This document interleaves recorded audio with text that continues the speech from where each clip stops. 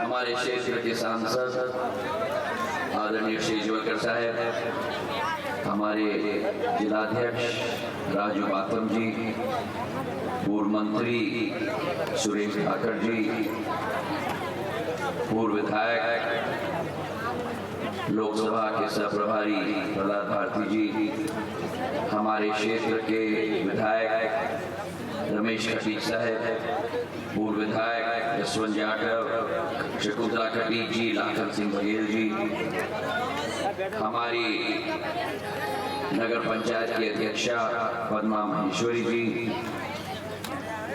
उनके पति संदीप महेश्वरी जी, राजकुमार खटीक जी, हमारे महामंत्री गगन खटीक साहब, बीके गुप्ता साहब, नफीस खां साहब, सगीर खां साहब, जगराम यादव जी, जयप्रकाश सोनी जी, कैलाश खुशरू जी, कमलेश रावत जी, यशपाल बैंस जी, सरमन सिंह जी, हेमंत शर्मा, रामेश्वर रावत, वीरेंद्र यादव, कुलचंद लोधी जी, गोपाल भाल जी, समस्त मंचासीन महानुभाव और मेरे लिए सबसे महत्वपूर्ण इस नरवर क्षेत्र की समस्त मेरी प्यारी जनता जनार्दन नहीं, मेरा तो परिवार बैठा हुआ है। मेरा जब से होश संभाला है, हाँ, और मेरे पास खड़े खड़े सबसे महत्वपूर्ण प्रधानमंत्री जी के प्रत्याशी, गृह मंत्री जी नड्डा साहब, मंचासीन हम सब के प्रत्याशी और आपके लाडले भारत सिंह कुशवाहा, जब से होश संभाला है इस नरवर में सदैव असीम प्यार और स्नेह और आशीर्वाद सिंधिया परिवार को प्रदान किया है।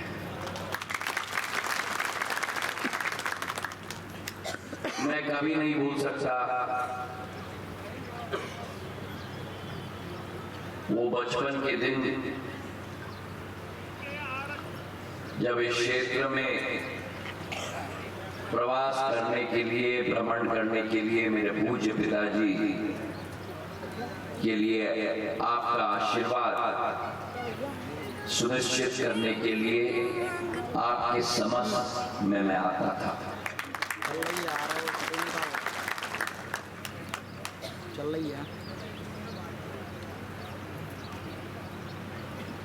नरवर एक बहुत प्राचीन शहर है। अभी महेश्वरी जी का किताब मैं देख रहा था,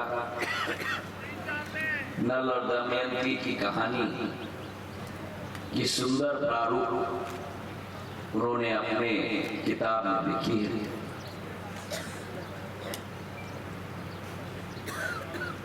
जब जब भारत में कोई संकट आया, विदेशी आक्रांताओं ने भारत की तरफ टेढ़ी आंख रखी, तो उस टेढ़ी आंख को गिराने का कार्य इस नरवर की पवित्र भूमि ने सदैव किया। यह अतिशयोक्ति नहीं होगी अगर मैं कहूं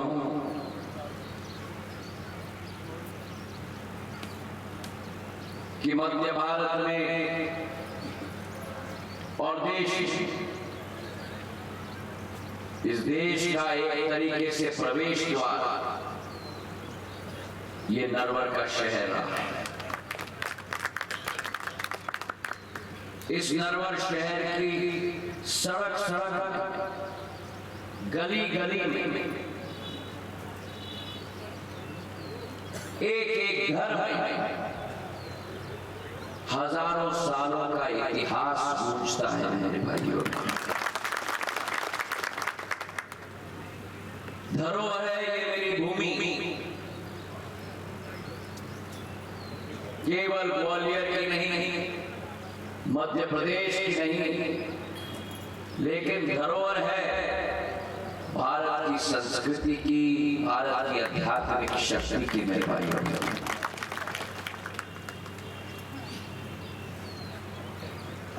और हमारे सामने जो आज भी किला रक्षक के रूप में खड़ा है। नरवर का किला शायद ही इतना सुंदर किला देश के किसी कोने में आपको मिले।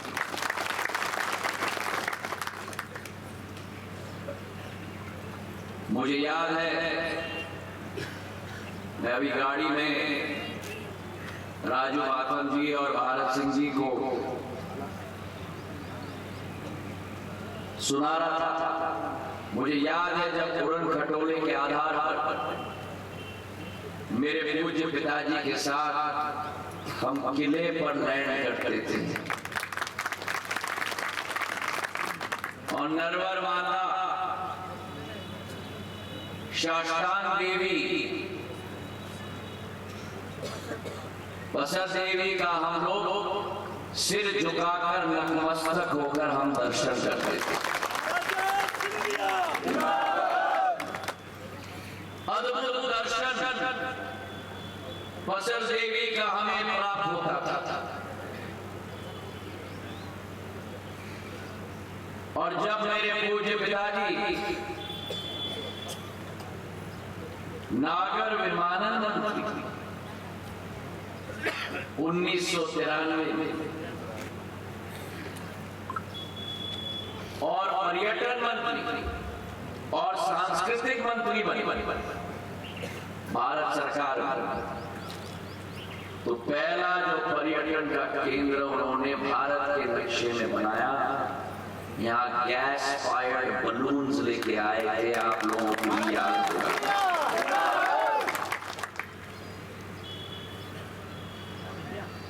इस नरवर के साथ पीढ़ी पर पीढ़ी का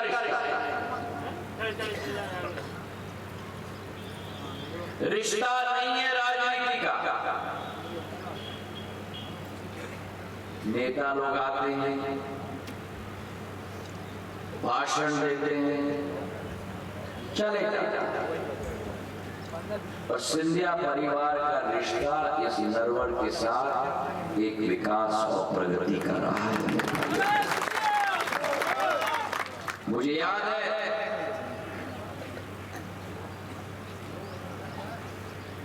1979 में जब मेरी आजी अम्मा पूर्व राजमाता साहब अटल बिहारी वाजपेयी जी पूर्व प्रधानमंत्री जी के साथ गरेरा नरवर के भ्रमण कर रही थी, अम्मा महाराज, अम्मा महाराज, एक ऐसी महान विभूति मेरी आजी अम्मा है, पर फिर भी जिन्होंने राजपथ से लोकपथ का रास्ता तय किया था। मेरे भाई और बहनों, भारतीय जनता पार्टी की स्थापना में उनका सबसे महत्वपूर्ण योगदान रहा था। इस क्षेत्र में आई थी, हमारे अन्नदाता किसानों को सिंचाई की किल्लत थी और उस समय में मांग रखा था कि मणिखेड़ा बांध को हमें स्थापित करना होगा। 1984 के बाद जब मेरे पूज्य पिताजी सांसद बने, तब उसी मणिखेड़ा प्रोजेक्ट को आगे लेकर सारे पर्यावरण की स्वीकृति दिलवाई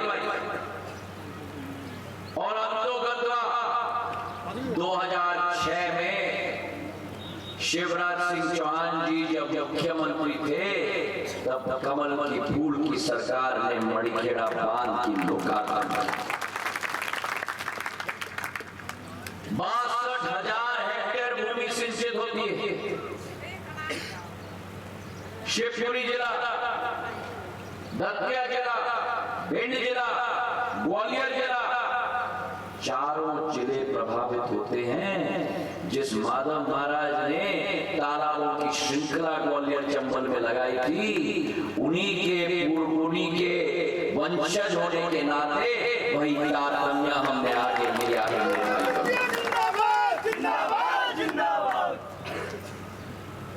आज मुझे इस बात की बड़ी खुशी खुशी है कि मेरा ये नरवर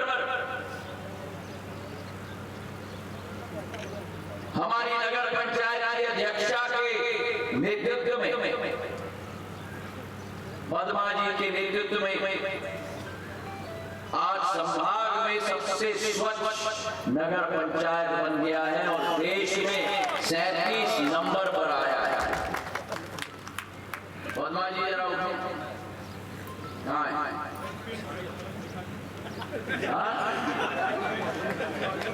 देश में यही कठिनाई है, इसलिए प्रधानमंत्री जी ने ये निर्णय लिया है कि नारी वंदन अधिनियम पारित करके 33% सांसद अब लोकतंत्र के मंदिर में महिलाएं ही बनेंगी। ठीक किया कि नहीं? ठीक किया कि नहीं? मेरी महिलाएं अगर ठीक किया तो ताली बजाओ।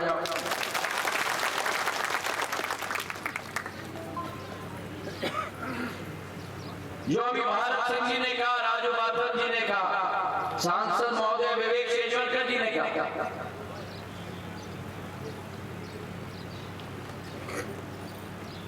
ये चुनाव मेरे भाई और बहनों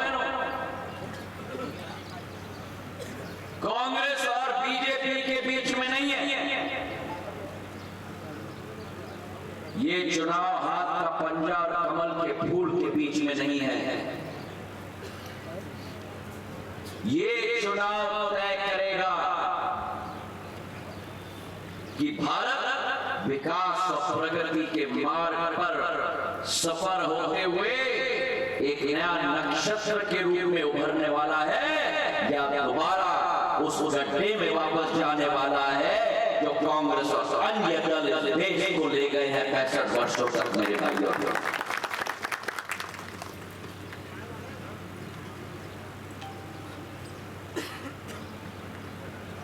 इस देश को बहुत लंबा इंतजार करना पड़ा।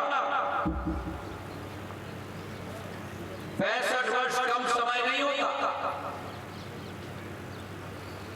किसी देश की अवधि में बहुत लंबा समय भारत माता को इंतजार करना पड़ा एक सच्चे सपूत के लिए जो भारत की कल्पना को विश्व पटल पर उजागर करता है। आज नरेंद्र मोदी जी के रूप में जहां एक तरफ भारत बदल रहा है, 25 करोड़ लोगों को गरीबी रेखा के नीचे से ऊपर उठाने का कार्य 10 साल में अगर किसी प्रधानमंत्री ने किया तो प्रधानमंत्री नरेंद्र मोदी जी ने। गरीबों को उनका स्वाभिमान लौटाने का कार्य प्रधानमंत्री नरेंद्र मोदी जी ने किया है। मेरे भाइयों और बहनों,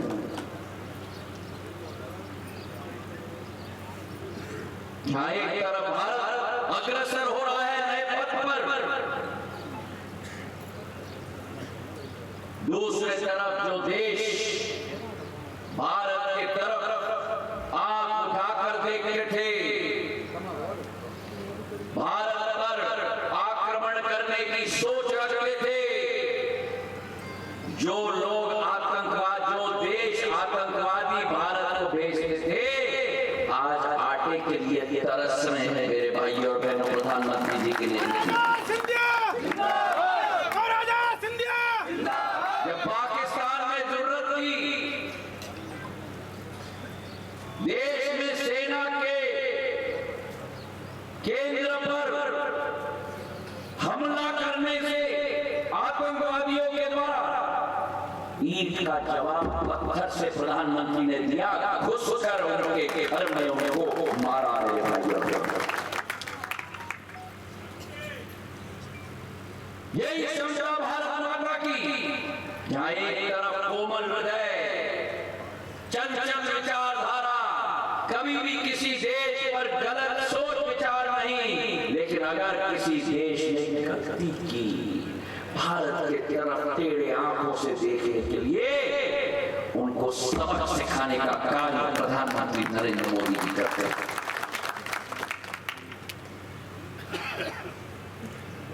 जहां देश के उत्थान की बात की जाए,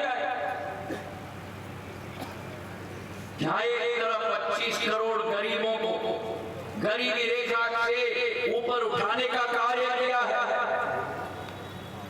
वहीं 80 करोड़ लोगों को निःशुल्क मुफ्त में राशन दिलवाने का कार्य प्रधानमंत्री ने किया है मेरे भाइयों।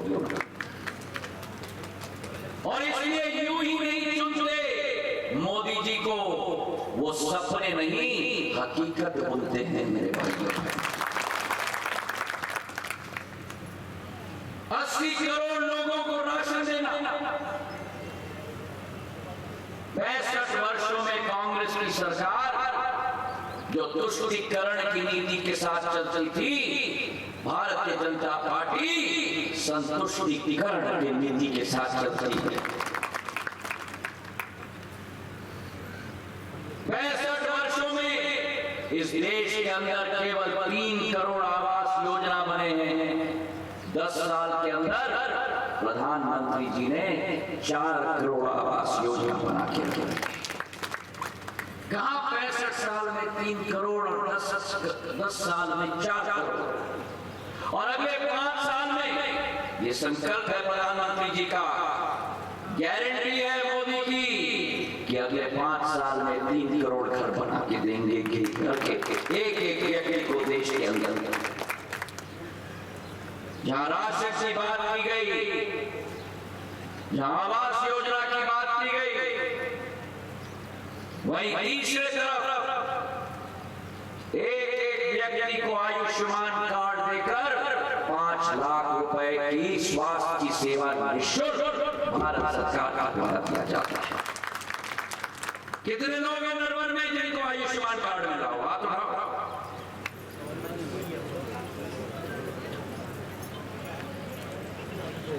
अगर इतने लोग हैं जिनको कार्ड मिला है,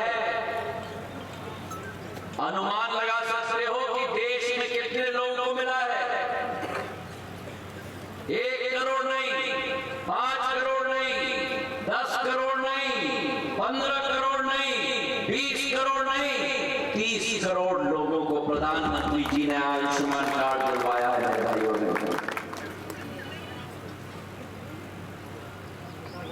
पहले एक व्यक्ति भटकता था स्वास्थ्य की सेवा के। भगवान ना करे अगर किसी को दिल का दौरा आए या कोई बड़ी बीमारी हो जाए, अस्पताल में जाओ तो इतना लंबा बिल बनता था। गरीब के पास पैसा कहां खर्च करने के लिए, या तो ऋण के बोझ में दब जाओ। केवल एक आदमी ने सोचा, प्रधानमंत्री नरेंद्र मोदी जी ने 30 करोड़ देश के वासियों को आयुष्मान कार्ड करके उनकी स्वास्थ्य की सेवा। कहने को बड़ा आसान है 30 करोड़। 30 करोड़ का मतलब हम समझते हैं।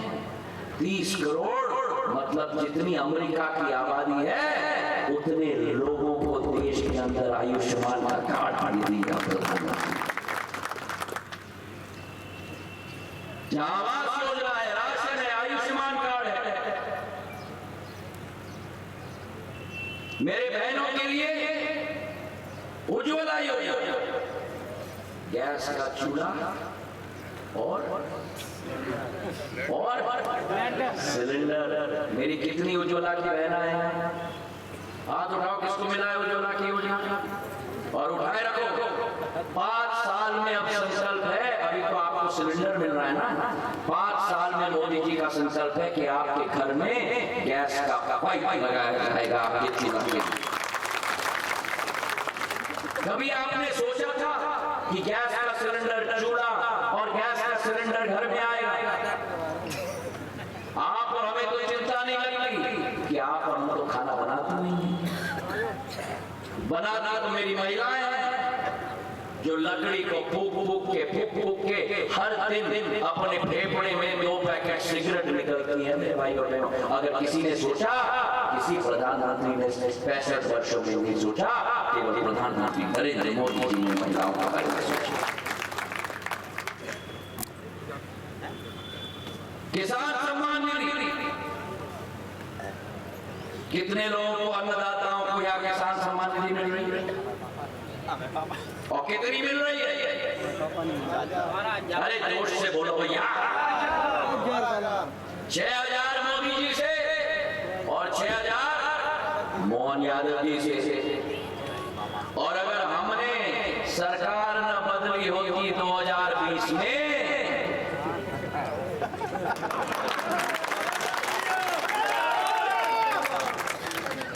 जो 6,000 रुपया कांग्रेसियों के पॉकेट में, इनका नहीं, कांग्रेसियों के पॉकेट में जाता था, वो पॉकेट काट करके डबल इंजन की सरकार ने वो पैसा आपके पॉकेट में।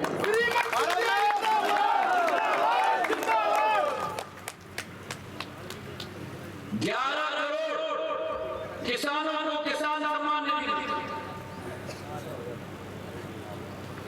और जहां 11 करोड़ किसानों को किसान सम्मान निधि मिलती है, मेरे मध्य प्रदेश की 1 करोड़ 45 लाख लाडली बहना भी यहाँ बैठी हुई है। मेरे भाइयों, उठाओ मेरी लाडली बहना अपने हाथ। एक महिला के खाते में 1250 रुपया जाता है हर 10 तारीख को। आता है कि नहीं? बोलो, आता है कि नहीं? आता है? आता है कि नहीं? आता है?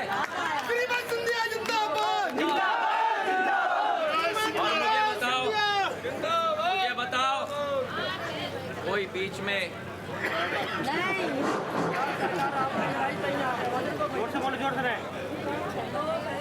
क्योंकि सारे जेब कतरों के जेब को प्रधानमंत्री जी ने काट के जेल के सलाखों के पीछे डाल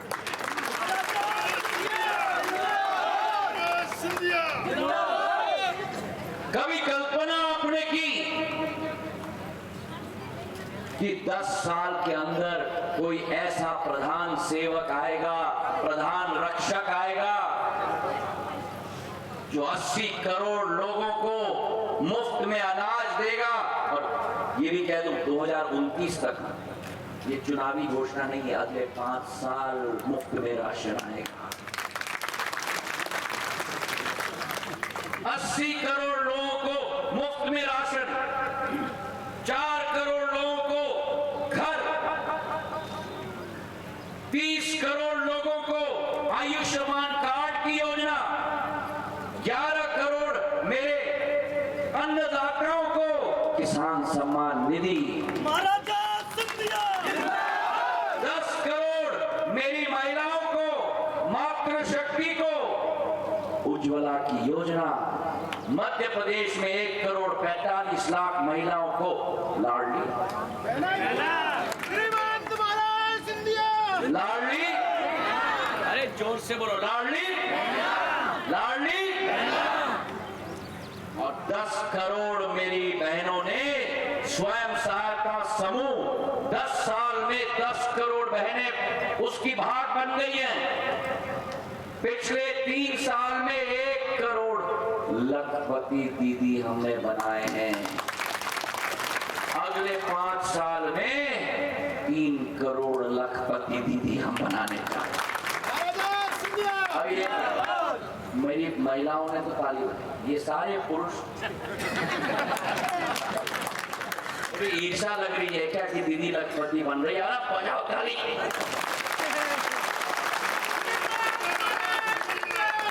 जब तक महिलाओं को हम मजबूत ना करेंगे, तब तक मां भारती मजबूत नहीं हो पाएगी। प्रधानमंत्री जी का मिशन है भारत को आत्मनिर्भर बनाना है। प्रधानमंत्री जी का मिशन है भारत को विकासशील देश से विकसित देश बनाना है। प्रधानमंत्री जी का मिशन है भारत को विश्व गुरु के रूप में स्थापित करना है। एक आदमी इस देश के लिए रात और दिन, दिन और रात कार्य कर रहे हैं।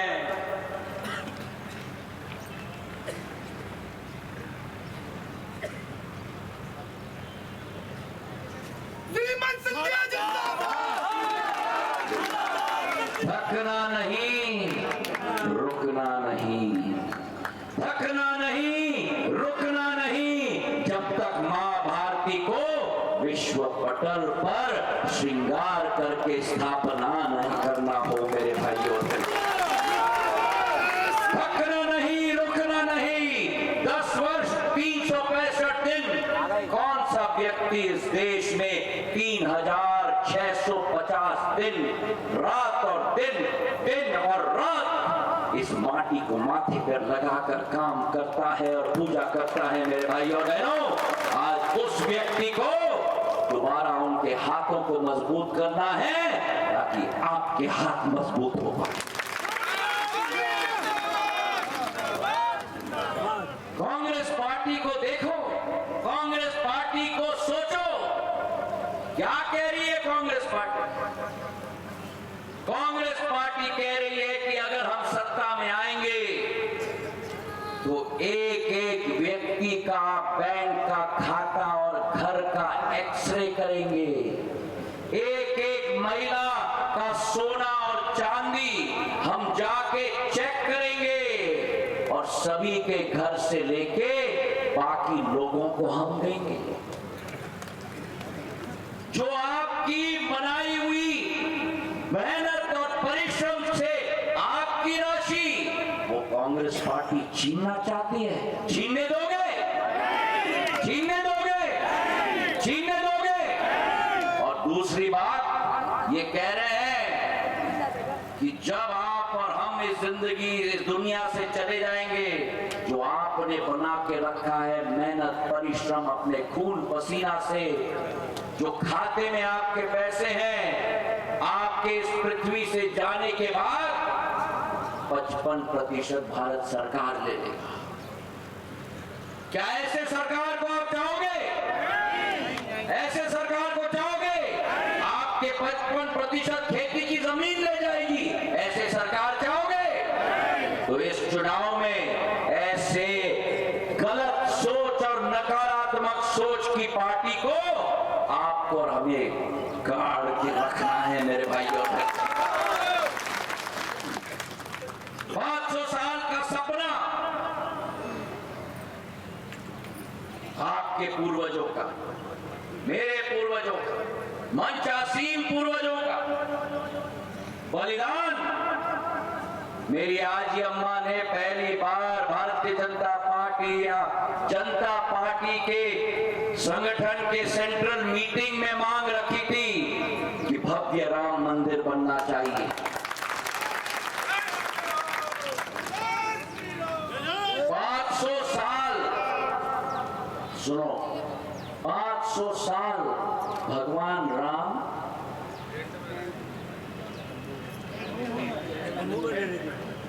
तंबू के टेंट के नीचे रह रहे थे। 500 साल विदेशी आक्रताओं ने आकर उनका मंदिर पूर्ण रूप से ध्वस्त कर दिया था। 500 वर्ष टेंट के नीचे। एक सपूत आए, 10 साल के अंदर राम लल्ला का प्राण प्रतिष्ठा करके अयोध्या धाम में आज विराजमान है मेरे भाई और बहनों। बोलो मेरे साथ, सियावर रामचंद्र की, सियावर रामचंद्र की। और वो कांग्रेस पार्टी, वो कांग्रेस पार्टी जो भगवान राम के प्राण प्रतिष्ठा के नियोक्ते को ठुकरा देती है, मतलब भगवान राम को ठुकरा देती है, कहती है कि भगवान राम काल्पनिक है, कहती है कि राम सेतु कभी था ही नहीं, कहती है कि सनातन धर्म को नष्ट कर दो, कहती है कि शक्ति, मां की शक्ति, बेटी की शक्ति, इस देश की शक्ति के साथ पूर्ण तरीके से आक्रमण करो। उस कांग्रेस कांग्रेस पार्टी की पूरी बिस्तर पान कर हमें यहाँ से दफा करना है मेरे भाइयों। तो 7 मई को भारत सिंह कुशवाहा जी सेवक के रूप में आपके सामने खड़े हैं। नरवर की प्रगति, नरवर का विकास अगर आप चाहते हो, अरे दम से बोलो, चाहते हो? इस क्षेत्र की विकास और प्रगति चाहते हो, प्रधानमंत्री के मोदी जी के हाथों को मजबूत करोगे? हाथ उठाकर बताओ मुझे। और सभी ऐसे कमल बनाओ।